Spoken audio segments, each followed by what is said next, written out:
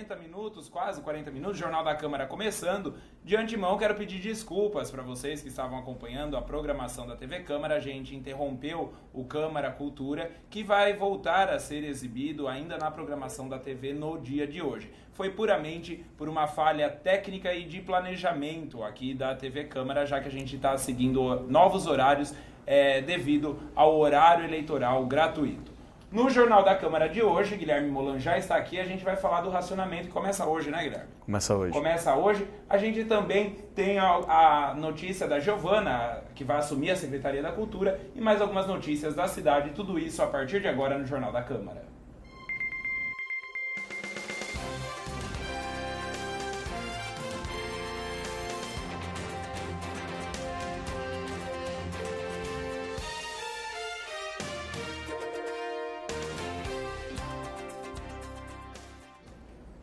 Muito bem, Guilherme Molan já está aqui. A gente vai falar a respeito do racionamento de água. A gente falou recentemente a respeito disso. Guilherme, boa tarde já, né? Obrigado pela visita aqui. Guilherme, vai começar então o racionamento. Explica pra gente como é que vai funcionar. Tá, exatamente. Eu tive aqui algumas semanas dizendo a respeito do racionamento, a gente conversou sobre isso. E até então o nosso planejamento ainda não tinha definido um horário, né? Não tinha terminado de fazer as contas de produção por consumo. E aí a gente conseguiu traçar o mapa já do racionamento, né? Que vai afetar aí os bairros abastecidos pelo R2, que é a Supergás. Tá? O fechamento vai ocorrer das 13h30 às 16 horas e depois das 21 até as 0 horas, um pouco antes, 11 horas, mas até as 0 horas a gente colocou. Tá? Os bairros afetados vão ser Maria Luísa 1, 2, 3 e 4. A gente tem aí, só te interrompendo, Diego, coloca aí pra gente, aí enquanto o Guilherme vai falando, a gente vai acompanhando aí também, ó. Todos os dias da 1h30 às 4h30, das 8 às 23, Maria Luísa 1, 2, 3 e 4, Conde do Pinhal 1, Santa Helena, Jardim Odete, Zanzovo, Santa Terezinha e Jardim Estádio. Vila Sampaio, Nova Jaú, Higienópolis, Pirágine, Santa Maria Industrial, Vila Nova, Nacife Iname, Vila Brasil, Canhos, Viana Paulista, Chácara Padre Nosso, Flora, Concha de Ouro e os bairros de Santo Antônio, Secap, 1º e 2º Distrito Industrial. E todos os dias, da 1 às 4h30 da tarde, no Padre Augusto Sani, Nova Jaú, Conde do Pinhal 2, Flamboyant e Chácara Itaúna. Ou seja, toda aquela parte alta da cidade, né? Isso, da margem esquerda. Exatamente. O racionamento esse ano ficou, né, reduzido, né, em termos a essa região. Né, quando a gente assumiu, a cidade toda sofria com isso aí, mas a gente conseguiu, com planejamento, né, e investimento, amenizar esse problema. Hoje a margem direita, que era o ponto mais crítico da cidade, não sofre mais com a falta de água constante, inclusive no período de estiagem, né, e agora a gente está vindo para a margem esquerda. Conseguiu reduzir a essa faixa, só o reservatório R2. Pretendemos, né, que isso fique, né, só essa região. A gente já pretende permanecer somente nessa região e não ampliar mais. Claro que se houver necessidade, nós vamos divulgar e vai ser feito. Porém, o planejamento é para que fique aí, tá? Certo. Guilherme, a gente falou, inclusive na última vez que você esteve aqui, a respeito dos problemas, do porquê vai existir esse racionamento, né? A gente voltou a receber reclamações, tem a minha própria reclamação que mora no Jardim Estádio, que continua faltando água, mesmo a gente estando ainda, a gente estava fora desse período de racionamento. É tudo isso ainda devido, além da falta de água nas estações que captam a água, também daquele poço que vai ser construído ali para cima do Maria Luísa 4, é isso? Isso, eu gostaria de falar disso porque é a solução, se não completa, mas é uma solução bastante abrangente para essa região. Essa região ela é crítica porque no Jardim Estádio não faltava água. Todo mundo, não faltava água, passou a faltar. Mas o pessoal lá do Maria Luísa 4, em contrapartida, não tinha praticamente água. Só tinha água quando a rede do Jardim Estádio, de todos esses outros bairros, estava cheia, o reservatório tinha um nível suficiente para a água chegar até o Maria Luísa 4. Ou seja, eles ficavam, podemos dizer, com uma sobra. Isso, eles ficavam com a sobra. Daí passou-se a fazer o quê? A fazer o fechamento programado, que passou a atingir o Jardim Estádio. Então hoje, como a gente disse, para ter uma divisão dessa água de maneira uniforme, de justa até, né? A gente passou a fechar o reservatório, para que ele tenha o nível e quando estiver aberto, todos esses bairros tenham água. Porque senão vai acontecer aquilo lá, o Jardim Estádio, água 24 horas por dia, o Maria Luísa 4, a Secap, água 6 horas por dia. Né? Então, para ter um abastecimento correto para todos, faz esse fechamento, chega no nível, a gente distribui. Uma parte da solução é esse reservatório que vai ser construído para cima da DPM ali, como eu já disse. Conferir com o Chico Castro, já está em licitação isso aí, foi uma verba conseguida junto à Regina Gonçalves, que é uma deputada estadual. Primeiro, uma verba do FEIDRO para desenvolver esse projeto executivo, que sem ele não dá para pleitear, a verba junto ao governo do estado, e aí a deputada Regina conseguiu. É um investimento que vai ser feito um reservatório que vai setorizar. O que acontece? Aí não vai precisar ter mais essa determinada pressão para que a água chegue no ponto mais baixo, que é a Maria Luísa 4. Então esse reservatório vai equacionar. A gente vai conseguir deixar mais tempo aberto o reservatório de cima, porque a pressão vai ser normalizada por esse novo reservatório que vai abastecer o Maria Luísa 4. E aí solucionando, praticamente, é lógico que na prática a gente vai ver como é que vai funcionar, mas no projeto, no planejamento, vai ser uma boa solução para essa região. Teoricamente resolve o problema? Teoricamente resolve bastante o problema, a não ser que a estiagem seja muito drástica. Né? A gente está num período de estiagem. Já está. A nossa captação já diminuiu quase 20%. A nossa ETA 1, que é a principal, que é a principal fonte de abastecimento da cidade, já diminuiu de 270 litros por segundo para 210 litros por segundo.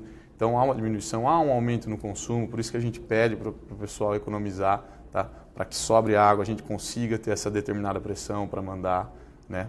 Mas está sendo trabalhado. Como eu disse, na margem direita era crônico, mesmo fora da estiagem, a água lá, alguns bairros sofriam. É verdade, né? Eu lembro. O Jardim Olímpia era água só de madrugada. O Jardim Carolina tinha problema, o Jardim América tinha problema, é verdade. Exatamente. Então a gente trabalhou bastante, perfurou o poço daquele lado, recuperou o poço, setorizou, resolveu. Hoje aquele lado da cidade está tranquilo quanto à questão da água. E agora a gente veio para cá. Então nós vamos começar aí no Maria Luísa 4 e mais algumas ações paliativas, que é a setorização dessas redes, para resolver. Então, é isso que eu digo. Pessoal, lá, eu respondi um e-mail hoje de uma moradora do Jardim Estádio, que ela reclama, olha, não tinha falta de água e agora tem.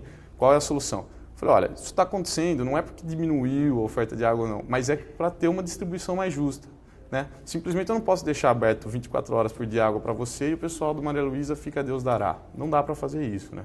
Então, a gente fez esse planejamento. Eu só ainda acho errado ou equivocado os horários que são feito esse racionamento. Eu acho que deveria interromper o fluxo de água, Rodrigo, de manhã e à tarde, que é o horário que a maioria das pessoas estão trabalhando, e não à noite, que é quando chega em casa, vai tomar banho, a mulher vai lavar roupa, não sei o quê.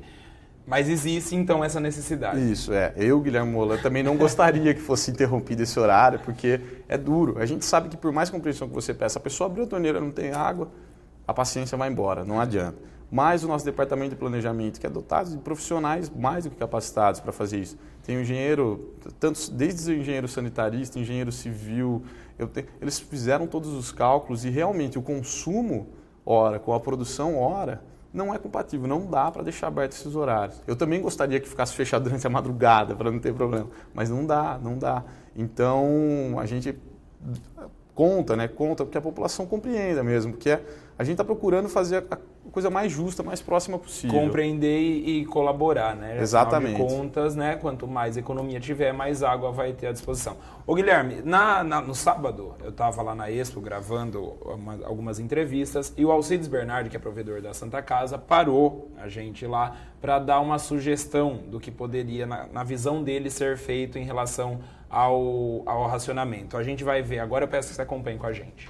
Se eu fosse o presidente do Saenja de Jaú, eu requisitava todos os postos da cidade para jogar na rede pública. Eu acho que não precisa ter redução de água em Jaú. O que tem que fazer é o Saenja requisitar os postos de Jaú. Na minha casa tem um poço que dá 15 mil litros de água. Na minha empresa tem um poço que dá mais de 20 mil litros de água. Então eu acho que a prefeitura tinha que requisitar e jogar essa água na rede pública.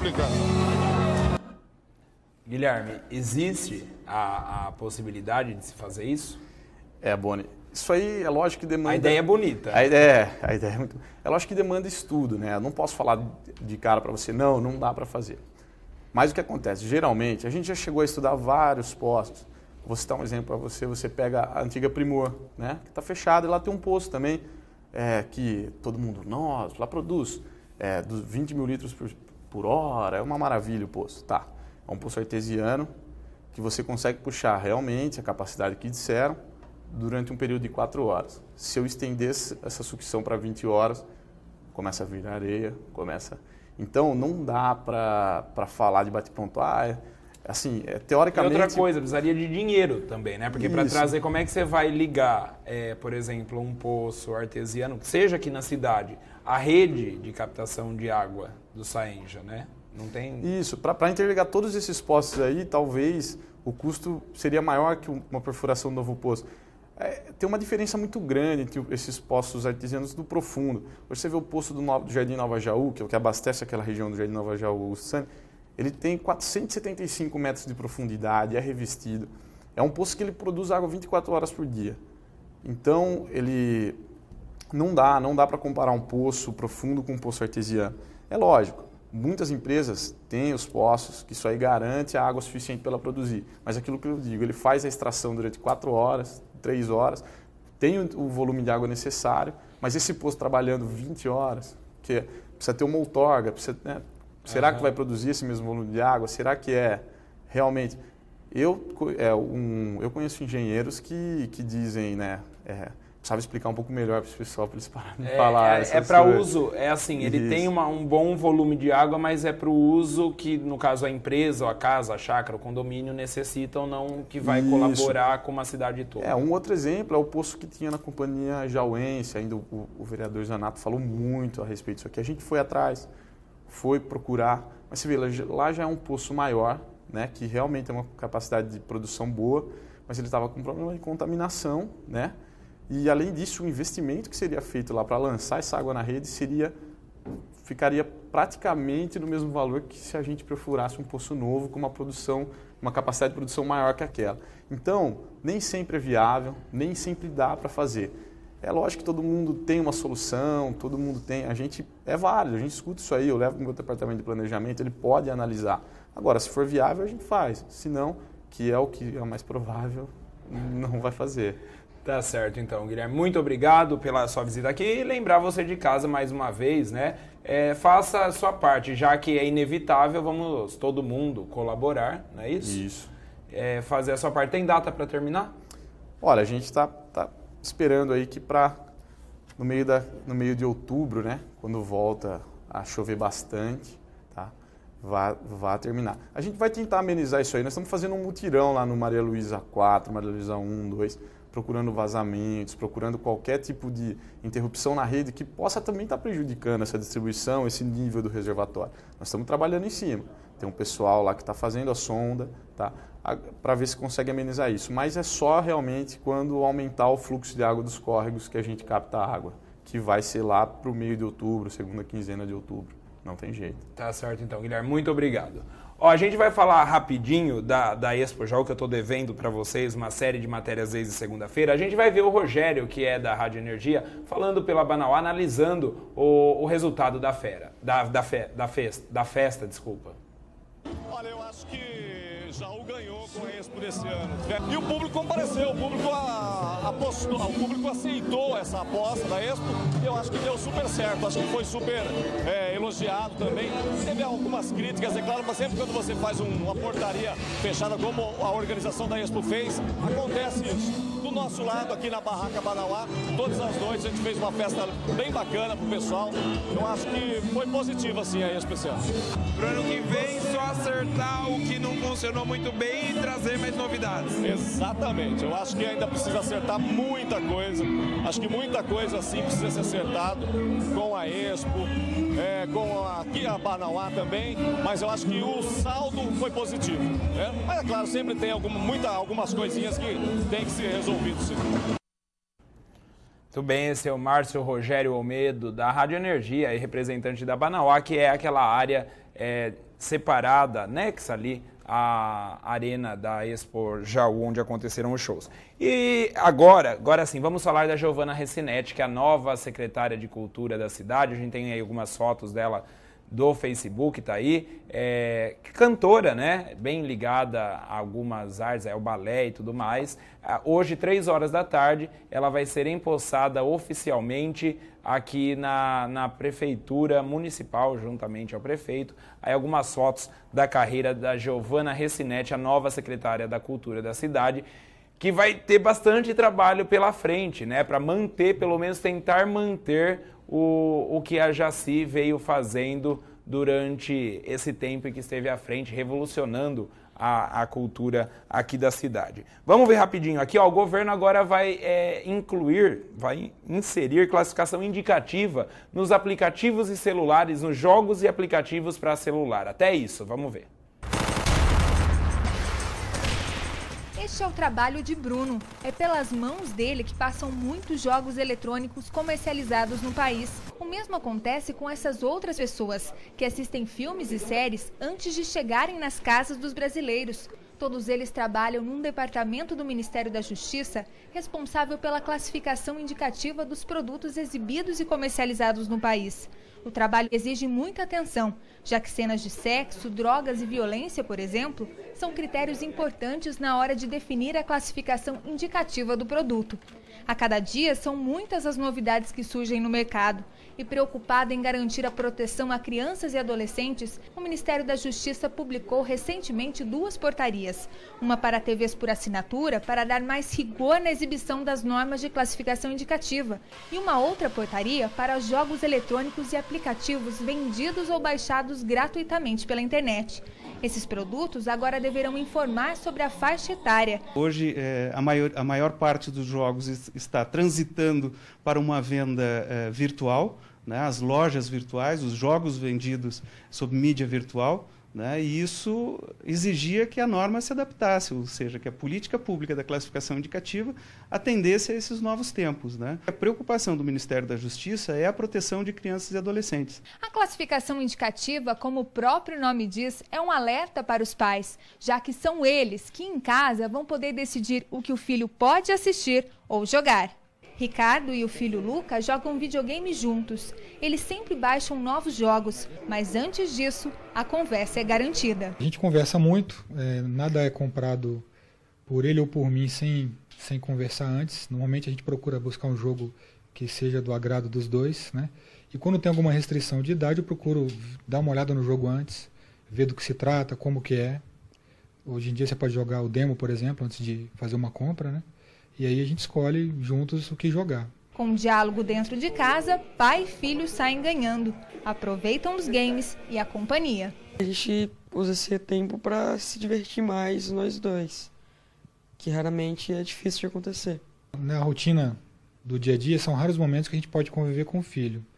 E quando a gente pode fazer alguma coisa que gosta também, como eu jogava videogame, eu sempre joguei, sempre gostei de jogar. Meu filho também gosta. Então é uma chance que a gente tem de se divertir juntos, né? De maneira sadia, em casa, seguro, tranquilo. Ainda falando de Expo Jaú, eu só acho que em relação ao governo tem muito mais coisa para classificar do que aplicativos e celular, mesmo porque quem tem celular com essas coisas é bem grandinho já. Vamos ver o Marcos Polo, que é um artista sertanejo aqui da cidade, né, comentando também a Expo Jaú. A gente vê aí, ó, mais de 12 mil pessoas. Eu acho que na história recente a Expo Jaú nunca recebeu tanta gente assim. Por que esse sucesso tão repentino dessa dupla, Marco? Rapaz, é difícil explicar o sucesso, né? Mas o Camaro Amarelo veio aí, estourou no Brasil inteiro.